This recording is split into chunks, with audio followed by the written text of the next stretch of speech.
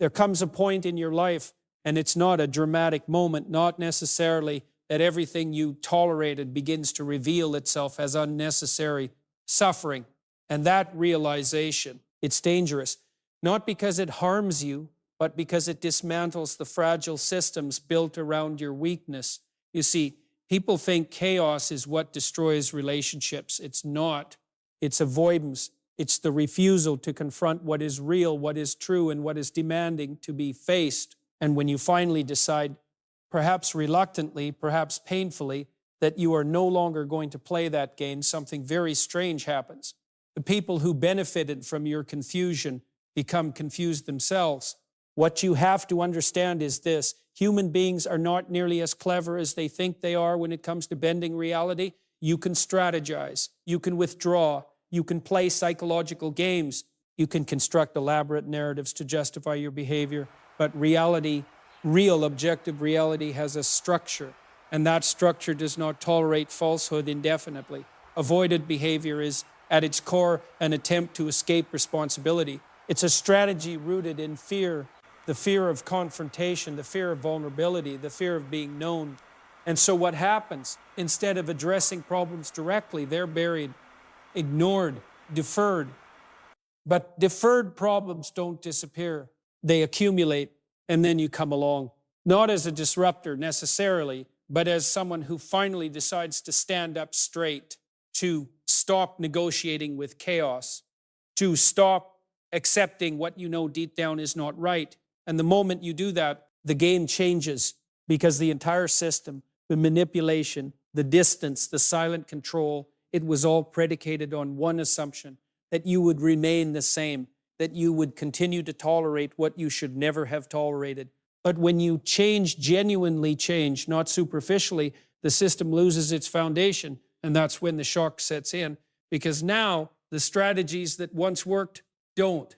The silence no longer controls you. The withdrawal no longer destabilizes you. The ambiguity no longer confuses you. You've stepped out of the maze, and from the outside you can see it for what it is: a structure built not on strength, but on avoidance. Now here's where it becomes truly fascinating. When someone has built their sense of control around your participation, your absence doesn't just inconvenience them, it destabilizes them, because they are now forced to confront something they've been avoiding for a very long time themselves. And that's unbearable for many people. So what do? They react, not with clarity, not with responsibility, but with frustration, anger, confusion, because the world is no longer behaving the way they expected it to. But the truth is, it's not the world that changed, it's you. You withdrew your agreement with something that was fundamentally misaligned. And in doing so, you didn't just free yourself, you exposed the fragility of everything that depended on your compliance. Now, this is not a call to arrogance. It's not a justification for resentment. Quite the opposite. It's a call to responsibility. Because once you see this, once you understand the consequences of avoidance versus the power of truth, you no longer get to pretend you don't know. You are now responsible for standing properly in the world, for telling the truth, even when it's uncomfortable, for refusing to participate in dynamics that degrade your integrity. And that's not easy. It's extraordinarily difficult. But it's also the only path that leads somewhere meaningful, because in the end, the collapse of those manipulative structures, it's not a tragedy, it's a revelation. It reveals what was never stable to begin with, and it gives you the opportunity to build something that is, something grounded in truth. In mutual respect. So when everything they plotted begins to backfire, don't be surprised. That's not chaos. That's order finally reasserting itself.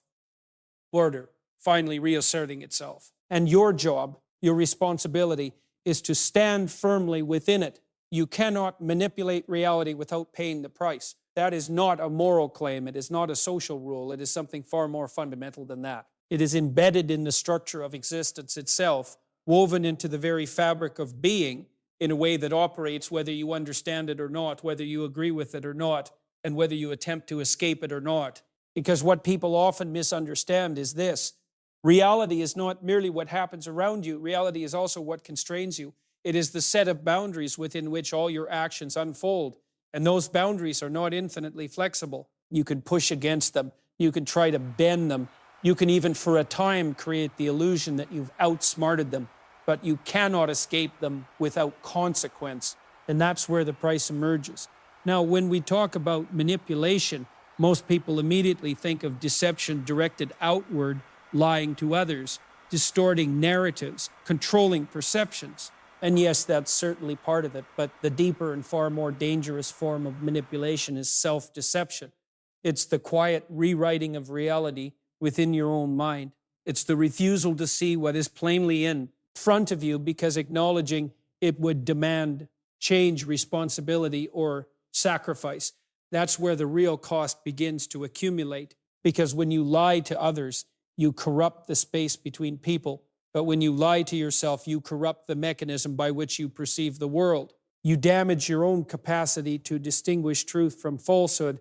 And once that begins to erode, everything you build on top of it becomes unstable.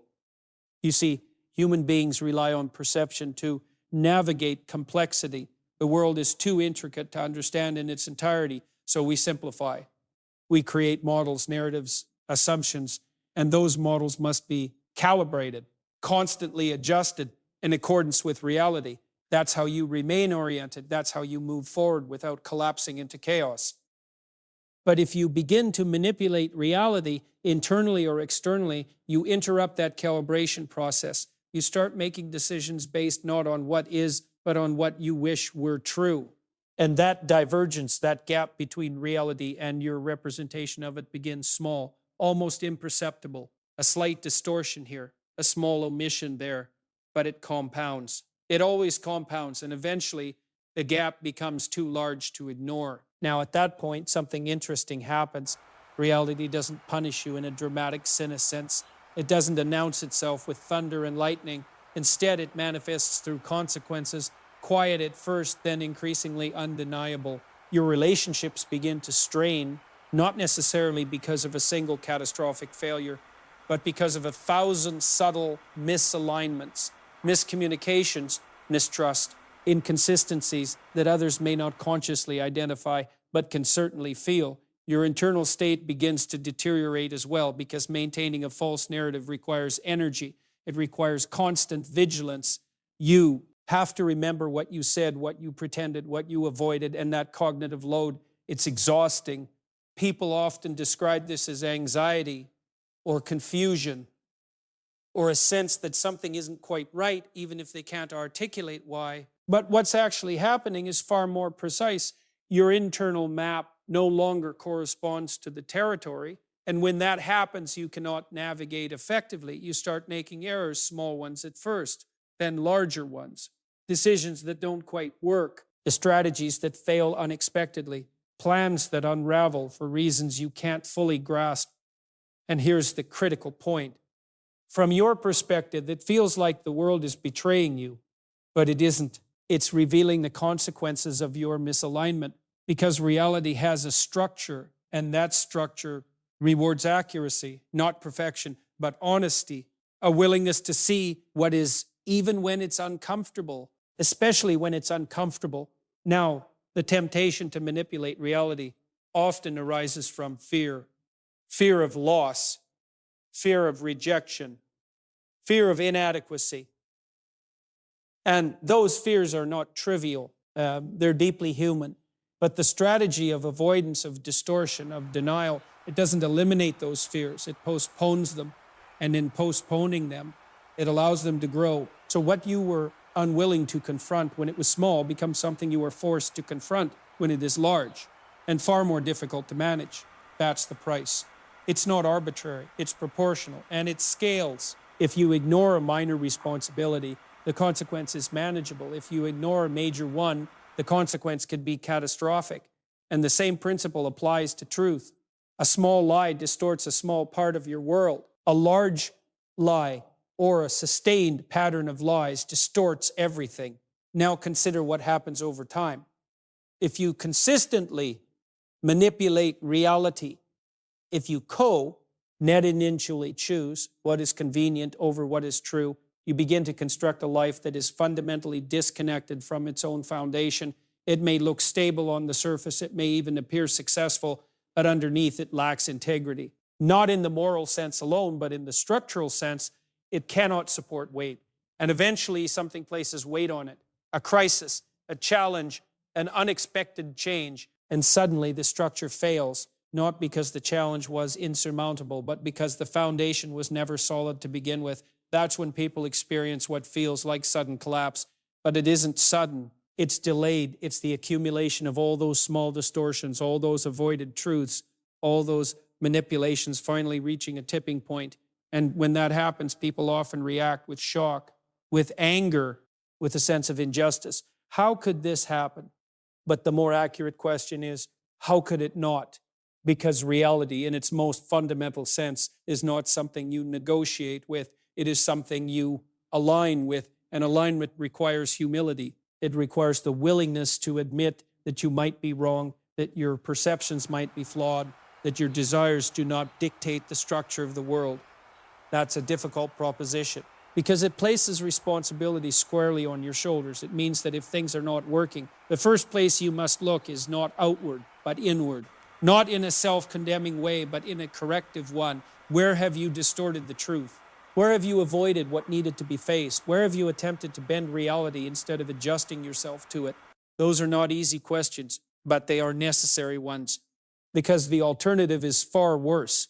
The alternative is to continue down a path of increasing distortion, increasing instability, increasing consequence. Now, there's something else you need to understand. When you stop manipulating reality, when you make the conscious decision to face things as they are, you don't immediately get rewarded. In fact, quite the opposite often happens. Things may get worse before they get better because you are now seeing clearly what you previously ignored. You are confronting problems that have been accumulating. You are dismantling illusions that once provided comfort. That's not pleasant. It's painful, but it's meaningful pain. It's the kind of pain that leads somewhere, the kind that corrects rather than compounds. And over time, something remarkable begins to occur. Your perception sharpens, your decisions improve, your relationships stabilize, not because they are free of conflict, but because they are grounded in truth rather than illusion. You become more reliable, not just to others, but yourself. And that reliability, that's the antidote to chaos. Because when you can trust your own perception, when you can rely on your own judgment, you are no longer at the mercy of every shifting circumstance. You can adapt, you can respond, you can build. And most importantly, what you build has a chance of lasting because it is rooted in something real. So when we say you cannot manipulate reality without paying the price, we are not issuing a warning in the conventional sense. We are describing a law, a principle as fundamental as gravity. You can ignore it. You can test it. You can even believe for a time that you've escaped it, but you haven't. No one does. The only real question is when the price will be paid and how large it will be. And that ultimately is determined by how long you are willing to delay the truth, because the truth does not disappear when you ignore it. It waits. And when it returns, and it always does, it brings with it everything you tried to leave behind. Self-respect dismantles covert control, and that is not a slogan. It is a structural reality of human interaction, because covert control, by its very nature, depends on something fragile, something unspoken, something willingly or unwillingly participated in. It cannot operate in the open. It cannot withstand clarity. It cannot survive in the presence of someone who has decided fully and finally to take themselves seriously. You have to understand what covert control actually is. It is not dominance in the traditional sense. It is not force. It is not even always conscious. It is subtler than that. It is built on ambiguity, on emotional pressure, on unspoken expectations, and silent negotiations. It is the art of shaping another person's behavior without ever stating clearly what is being asked, demanded, or manipulated, and it works far more often than people would like to admit. It works because most people are, to some degree, unsure of themselves. They doubt their perceptions. They question their reactions. They hesitate to assert boundaries because they fear conflict, rejection, or isolation. And in that hesitation, in that gap between what they feel and what they are willing to say, covert control takes root. Because if you cannot clearly state what is acceptable and what is not, someone else will define it for you. Not necessarily with words, but with patterns, with reactions, with subtle rewards and punishments, approval when you comply, withdrawal when you resist, and over time, if you are not careful, you begin to orient yourself around those signals. You start adjusting your behavior, not because you've consciously agreed to a set of principles, but because you've learned implicitly what maintains stability and what disrupts it. You begin to anticipate responses, but begin to anticipate responses to avoid certain actions, to suppress certain truths. And that is how control is established without ever being declared. Now, here is where self-respect enters the equation, and this is where everything changes. Self-respect is not arrogance. It is not defiance for its own sake. It is not the loud proclamation of worth. It is something far quieter, far more disciplined, and far more dangerous to any system built on manipulation. Self-respect is the decision to treat your own perceptions as valid starting points for action, not infallible, but worthy of examination, articulation, and, when necessary, defense. It means that when something feels wrong, you do not immediately dismiss it. You investigate it. You bring it into the light of conscious thought. You ask yourself, what exactly is happening here? What am I being asked to tolerate? What am I being subtly shaped into? And then, and this is the crucial part, you act accordingly. Because perception without action changes nothing. You can recognize manipulation. You can even understand it in great detail. But if you continue to behave as if nothing is wrong, the system remains intact.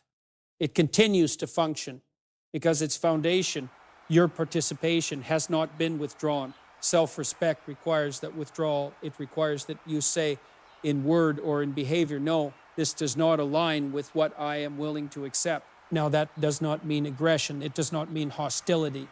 In fact, the most effective expressions of self-respect are often calm, precise, and unyielding. You state what is true, you set a boundary, and then you maintain it. And that is where covert control begins to unravel, because covert control depends on predictability. It depends on your continued adaptation to its pressures. It depends on your reluctance to disrupt the pattern. But when you introduce self-respect into that system, you introduce something it cannot easily process: consistency rooted in principle rather than reaction. You are no longer adjusting yourself to maintain comfort. You are adjusting your environment to maintain integrity, and that shift is destabilizing because now the subtle cues no longer produce the same results. The withdrawal of approval no longer compels compliance. The ambiguity no longer creates confusion. The emotional undercurrents no longer dictate your behavior. You have, in effect, stepped outside the system. And once you are outside it, you can see it. You can recognize the patterns that once operated invisibly. You can identify the mechanisms of control that once felt like normal interaction. And perhaps most importantly, you can choose not to re-enter. Now, this is not without consequence. When you dismantle covert control, you disrupt something that, for better or worse, had achieved a kind of equilibrium. It may not have been healthy. It may not have been honest, but it was stable in its own dysfunctional way. And when you remove your participation, that stability is lost. So there will be reactions, confusion, because the expected patterns no longer hold. Frustration, because the usual methods no longer work. Escalation, because when subtle control fails, it often attempts to become more explicit. And this is where many people falter, because the moment of greatest pressure often comes just after the decision to establish self-respect. It is the moment when the system pushes back. And if you are not prepared for that, if you interpret that resistance as a sign that you are wrong rather than as evidence that something is changing, you may revert. You may return to old patterns, not because they were right, but because they were familiar. And in doing so, you reestablish the very control you were attempting to dismantle. So self-respect is not a one-time decision. It is a sustained commitment. It is the willingness to endure short-term discomfort for long-term alignment. It is the recognition that clarity often provokes conflict, not because clarity is wrong, but because it exposes what was previously hidden. Now, there is another layer to this, and it is perhaps the most important one. Self-respect does not merely dismantle external control. It reorganizes your internal world.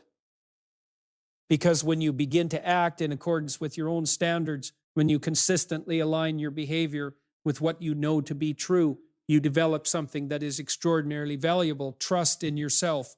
And that trust changes everything. It reduces hesitation. It clarifies decision-making. It strengthens your ability to navigate complexity because you are no longer second-guessing every perception, every reaction, every instinct. You have established a baseline, and from that baseline, you can engage with others more honestly, not perfectly, not without error, but with a degree of integrity that was previously unavailable to you. And here's the paradox. When you no longer allow yourself to be covertly controlled, you also become less interested in controlling others because you recognize the cost. You understand that manipulation, even when effective in the short term, erodes the very foundation of meaningful interaction. So instead, you move towards something else. You move toward clarity, toward direct communication, toward mutual responsibility, and that does not guarantee ease. It does not eliminate conflict, but it creates the possibility of something real, something that does not depend on hidden pressures or unspoken rules, something that can withstand scrutiny. Now, not everyone will respond well to that shift. Some will resist it. Some will reject it because it requires them to confront their own patterns, their own strategies, their own avoidance. And not everyone is willing to do that. So you may lose certain dynamics, certain connections, certain forms of interaction that were sustained only by your previous willingness to participate in them. And that can be painful, but it is also clarifying because what remains, what persists in the presence of self-respect is far more likely to be genuine, far more likely to be sustainable, far more likely to be worth your time and energy. So when we say that self-respect dismantles covert control, we are not describing a tactic. We are describing a transformation, a shift from unconscious participation to conscious engagement, a shift from reaction to principle, a shift from being shaped by forces you do not fully understand to actively shaping your own life in accordance with what is true. And that is not easy. It requires courage. It requires discipline. It requires the willingness to stand alone, at least temporarily, while the old structures collapse and new ones begin to form. But it is necessary because the alternative is to remain within systems that depend on your silence, your confusion, your compliance. And that is not a stable place to build a life. So you make the decision, not once, but repeatedly, to see clearly, to speak honestly, to act in alignment with what you know to be right. And in doing so, you remove the foundation upon which covert control depends, not through force, not through manipulation, but through something far more powerful, through the simple, disciplined, and uncompromising act of respecting yourself. In the end, everything comes down to this: truth or distortion, responsibility or avoidance, self-respect or silent submission. You cannot stand in both worlds. The moment you choose clarity, you disrupt everything built on illusion. And yes, that comes with discomfort, but it also comes with freedom. Because when you stop negotiating with what is false, you begin aligning with what is real. And reality, despite its harshness, is the only solid ground you have. Stand on it firmly, speak from it honestly, and act within it courageously, because that is where your strength is forged and where your life finally becomes your own.